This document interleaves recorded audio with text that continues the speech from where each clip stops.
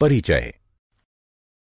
क्या तुम जानती हो कि हमारे सौर तंत्र में केवल हमारी पृथ्वी ही एक ऐसी है जिस पर जीवन पाया जाता है? हाँ, ये इसलिए होता है क्योंकि जीवन के लिए आवश्यक कुछ निश्चित वातावरणीय दशाएं जैसे तापमान, जल, वायु तथा भोजन केवल पृथ्वी पर ही उपलब्ध है। पृथ्वी पर उपस्थित संपदा पृथ्वी पर पाए जाने वाले सभी जीवधारियों की भी मूलभूत आवश्यकताओं की प्राप्ति के लिए जरूरी है। इसके अतिरिक्त सूर्य से मिलने वाली ऊर्जा भी पृथ्वी पर रहने वाले जीवों के लिए आवश्यक है। जीवमंडल पृथ्वी की सतह पर जीवन को सहायता देने वाला तंत्र है, जो कि वायुमंडल में कुछ मील की दूरी से लेकर महासागरों के गहरे समुद्र की तलहटी तक फैला हुआ है। भूमि, जल तथा वायु पृथ्वी पर पाए जाने वाले संपदाएं हैं। प्राकृतिक संसाधन वायुमंडल, जलमंडल और स्थल मंडल के घटक हैं। जीवन मंडल का भौतिक भाग 3 मुख्य समूहों में विभाजित किया गया है: स्थल मंडल, जल मंडल और वायुमंडल। स्थल मंडल में पृथ्वी की सबसे बाहरी परत यानी परपटी या क्रस्ट के ठोस घटक जैसे मृदा, चट्टान और खनिज शामिल होते हैं। केवल पृथ्वी की सबसे बाहरी परत, जिसे मृदा भी कहते हैं, में जीवित जंतु पाए जाते हैं तथा ये जीव मंडल का एक भाग बनाती है। तालाब, नदियां, झील और समुद्र सभी जल मंडल के जलीय घटकों में शामिल हैं। जल पृथ्वी के सतह का लगभग 75% भाग घेरता है। जल भूमिगत भी पाया जाता है। वायुमंडल एक कंबल की तरह जलमंडल और स्थल मंडल के आसपास गैस का आवरण बनाता है। वायुमंडल पृथ्वी की सतह से कुछ किलोमीटर की ऊंचाई तक फैला होता है।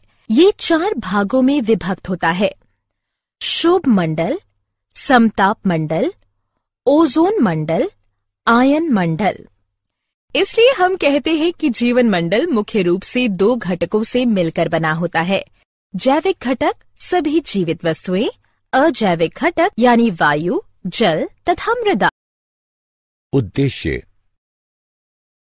इस पाठ के अंत में आप निम्न करने में सक्षम हो जाएंगे: जीवन की श्वास वायु को समझना, जलवायु नियंत्रण में वायुमंडल की भूमिका को पहचानना, वायु की गति, पवन को समझना, वर्षा को समझना, वायु प्रदूषण को समझना, जल एक अद्भुत द्रव के गुणों को पहचानना, जल प्रदूषण को समझना, जीवन की श्वास वायु।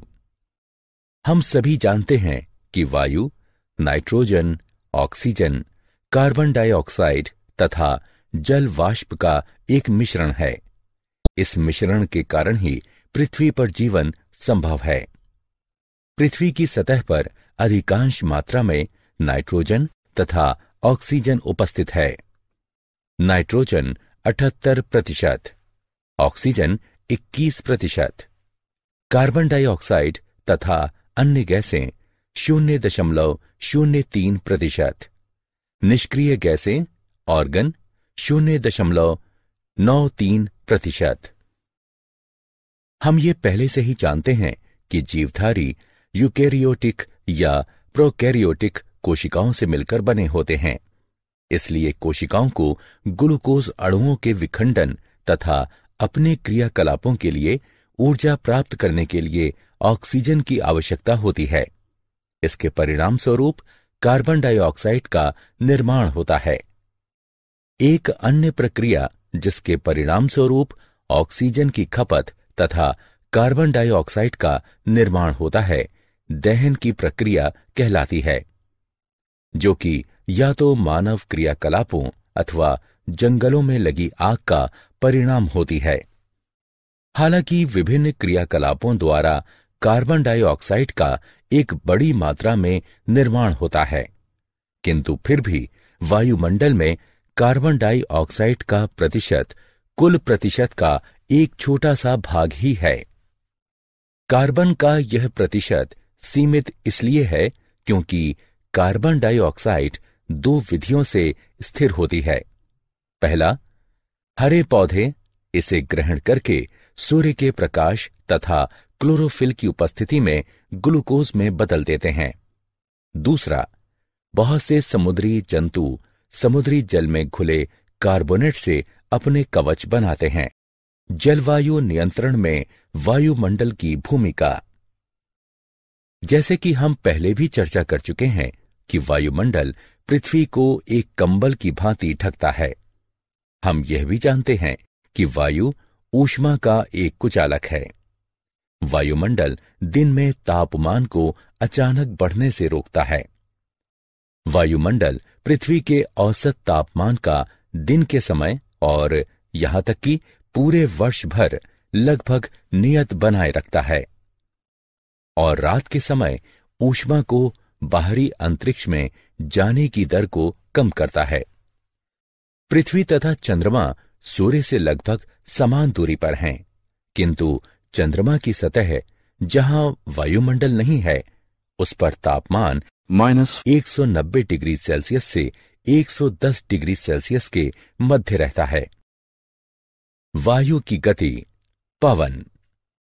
तुम में से कितने लोग समुद्र तट यानी समुद्र के किनारे पर घूमने गए हो? तुम सभी ने शाम को बहने वाली ठंडी समीर को महसूस किया होगा तथा गर्म दिन के बाद इन समीरों से मिलने वाली राहत को भी महसूस किया होगा।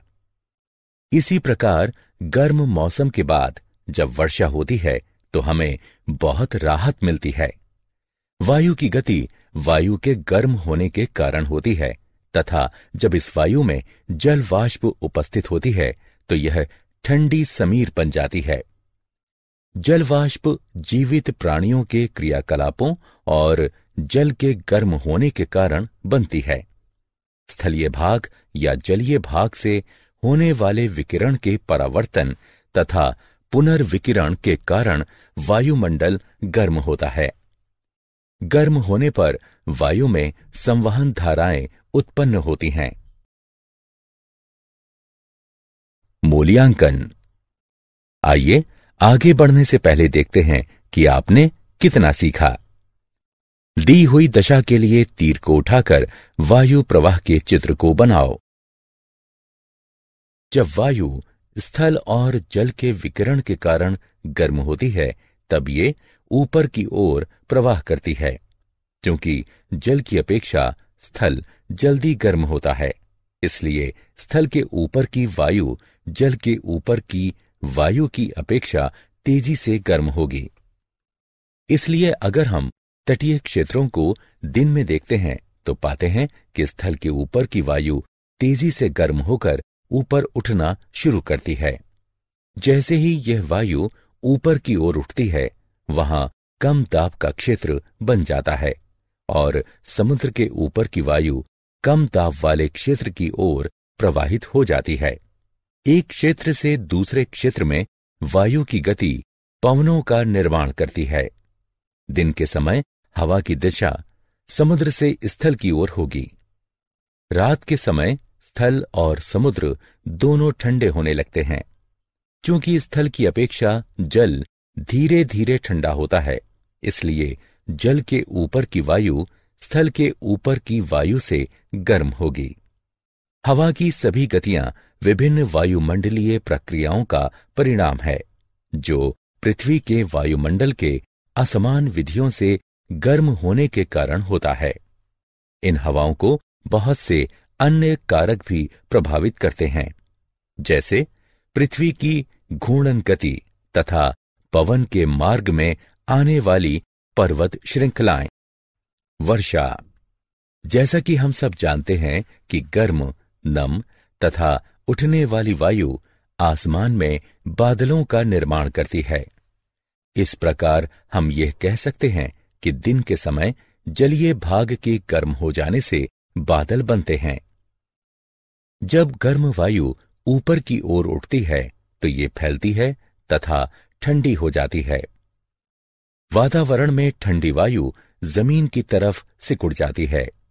ठंडा होने के कारण हवा में उपस्थित जलवाष्प छोटी छोटी जल की बूंदों के रूप में संघनित हो जाती है।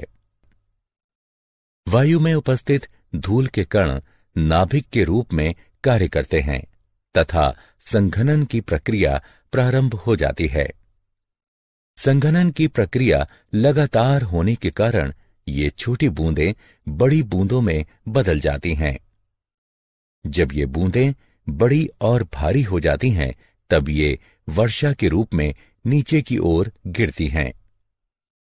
कभी कभी जब वायु का तापमान काफी कम हो जाता है, तब ये हिमवृष्टि अथवा ओले के रूप में अवक्षेपित हो जाती हैं। वर्षा का पैटर्न पवनों के पैटर्न पर निर्भर करता है। भारत के बहुत बड़े भूभाग में अधिकतर वर्षा दक्षिण पश्चिम या उत्तर पूर्वी मानसून के कारण होती है। हम मौसम सूचनाओं में अक्सर ये सुनते हैं कि बंगाल की खाड़ी पर वायु का दबाव कम होने के कारण कई क्षेत्रों में वर्षा हुई।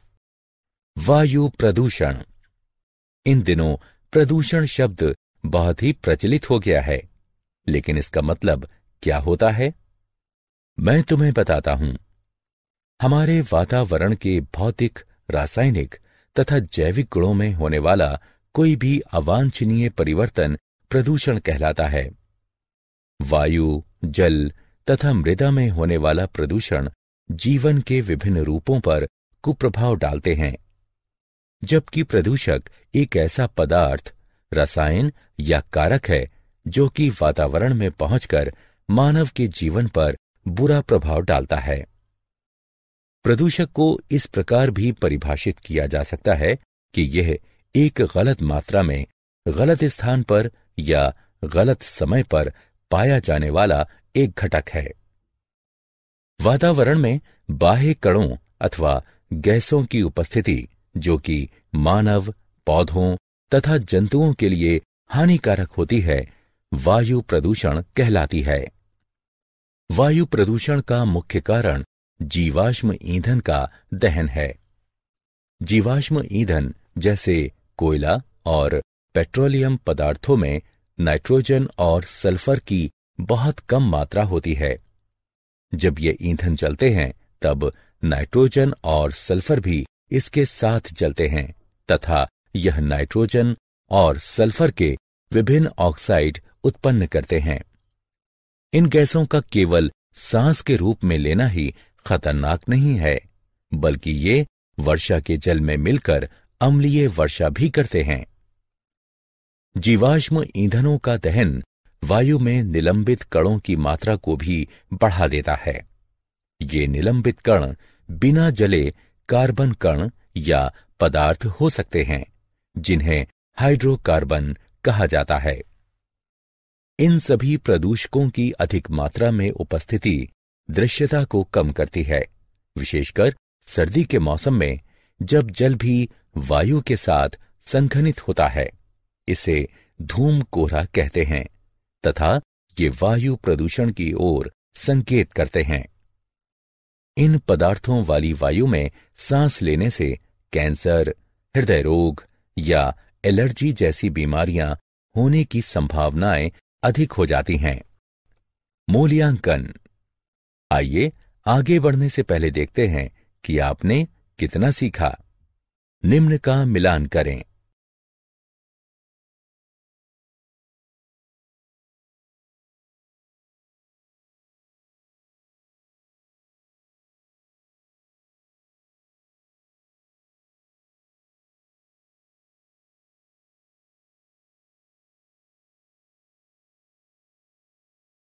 जल एक अद्भुत द्रव। जल पृथ्वी की सतह के सबसे बड़े भाग पर उपस्थित है और यह भूमिगत भी होता है। जल की कुछ मात्रा जल वाष्प के रूप में वायुमंडल में भी पाई जाती है। पृथ्वी की सतह पर पाए जाने वाले जल का कुल 97% सागरों तथा महासागरों में पाया जाता है तथा यह जल क्षारीय होता है। पृथ्वी पर 1% ही स्वच्छ जल पाया जाता है। 2% शुद्ध जल बर्फ के रूप में दोनों ध्रुवों पर तथा बर्फ से ढके पहाड़ों पर पाया जाता है। भूमिगत जल तथा नदियां, झीलें तथा तालाबों में पाया जाने वाला जल भी स्वच्छ जल होता है। स्वच्छ जल की उपलब्धता विभिन्न स्थानों पर भिन्न भिन्न होती है। गर्मी के मौसम में अधिकतर स्थानों पर जल की कमी हो जाती है। जल का महत्व। जल इसलिए आवश्यक है क्योंकि सभी जीवों को जल की जरूरत है। सभी कोशिकीय प्रक्रियाएं जलीय माध्यम में होती हैं। सभी प्रतिक्रियाएं जो हमारे शरीर में या कोशिकाओं के अंदर होती हैं, वह जल में घुले हुए पदार्थों में होती हैं। शरीर के एक भाग से दूसरे भाग में पदार्थों का संवहन खुली हुई अवस्था में होता है। इसलिए जीवित प्राणी जीवित रहने के लिए अपने शरीर में जल की मात्रा को संतुलित बनाए रखते हैं। स्थलीय जीवों को जीवित रहने के लिए शुद्ध जल की आवश्यकता होती है, क्योंकि खारे जल में नमक की अधिक मात्रा होने के कारण जीवों का शरीर उसे सहन नहीं कर पाता है। इसलिए प्राणियों और पौधों को पृथ्वी पर जीवित रहने के लिए आसानी से जल उपलब्धि के स्रोत आवश्यक हैं। जल प्रदूषण। क्या तुम्हें पता है कि जल प्रदूषण जल में कुछ ऐसे पदार्थों के मिलने के कारण होता है जो कि जल की गुणवत्ता को कम करते हैं, जिससे यह स्वास्थ्य पर भी कुप्रभाव डालता है। जल उन कीटनाशकों और उर्वरकों को भी घोल लेता है जिनका उपयोग हम खेतों में करते हैं। अतः इन पदार्थों का कुछ प्रतिशत भाग जल में चला जाता है। हमारे शहर या नगर के नाले का जल और उद्योगों का कचरा भी नदियों तथा झीलों में संग्रहित हो जाता है। कुछ उद्योगों की बहुत सारी क्रियाओं में शीतलता बनाए रखने के लिए जल का प्रयोग किया जाता है तथा इस प्रकार निष्पादित गर्म जल को जलाशय में वापस लौटा दिया जाता है। जब बांध से जल को छोड़ा जाता है, तब नदियों के जल के तापमान पर भी प्रभाव पड़ता है। गहरे जलाशय के अंदर का जल सूर्य के द्वारा गर्म ऊपर की सतह के जल की तुलना में शीतल होगा। ये सभी जलाशयों में पाए जाने वाले जीवों के प्रकार को विभिन्न प्रकार से प्रभावित कर सकते हैं। ये कुछ जीवों की वृद्धि को प्रोत्साहित करते हैं, तो कुछ को हानि पहुंचा सकते हैं। ये इस प्रणाली में उपस्थित विभिन्न जीवों के संतुलन को बिगाड़ सकते हैं। जल प्रदूषण निम्न प्रभाव उत्पन्न करता है। जलाशयों में अनैच्छिक पदार्थों का मिलना। ये रोग फैलाने वाले जीव जैसे हैजा फैलाने वाले बैक्टीरिया भी हो सकते हैं। इच्छित पदार्थों को जलाशयों से हटाना। किसी भी तरह का परिवर्तन जो इस घुली हुई ऑक्सीजन की मात्रा को कम करता है, उसका जलीय जीवों पर विपरीत प्रभाव पड़ता है। जलाशय से अन्य पोषक की कमी भी हो सकती है। तापमान में परिवर्तन। जलीय जीव जिस जलाशय में रहते हैं, वे वहां के एक विशिष्ट तापमान के अनुकूल होते हैं और उस तापमान में अचानक परिवर्तन उनके लिए खतरनाक होगा या प्रजनन की प्रक्रिया को प्रभावित करेगा। विभिन्न प्रकार के जंतुओं के अंडे और लार्वा तापमान परिवर्तन के प्रति संवेदनशील होते हैं। क्या आप जानते हैं, स्टैच्यू ऑफ लिबर्टी SO2 तथा NO2 एवं ताजमहल मथुरा रिफाइनरी से निकलने वाले SO2 के द्वारा प्रभावित हो रहे हैं। SO2 से अस्थमा तथा ब्रोंकाइटिस आदि होने की संभावना बढ़ जाती है।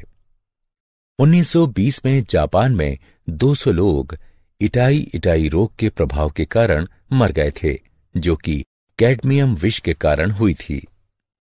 1989 से 5 जून को विश्व पर्यावरण दिवस के रूप में मनाया जाता है।